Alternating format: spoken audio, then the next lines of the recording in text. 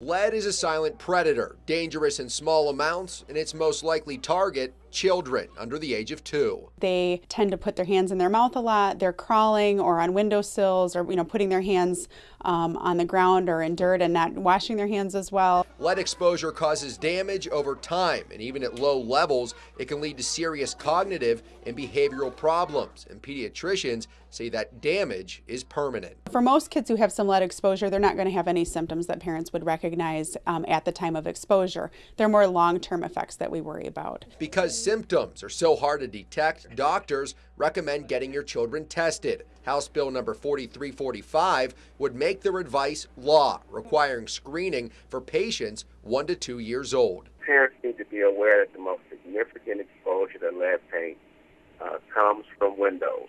The dust that's created from windows opening and closing, and that dust being in the environment and in the air, and children breathing it. The American Academy of Pediatrics stance on the issue is simple. They say for children, there is no safe level of lead exposure, and getting your toddlers tested leads to early diagnosis and early treatment. That logic is why pediatricians like Dr. Clausen support House Bill 4345. As providers, it's our responsibility to look out for things like that. So making it a requirement, I think, would at least make providers more aware and make sure that they're screening kids who are at risk. The legislation was introduced just last week. It was referred to the Committee on Health Policy for further review.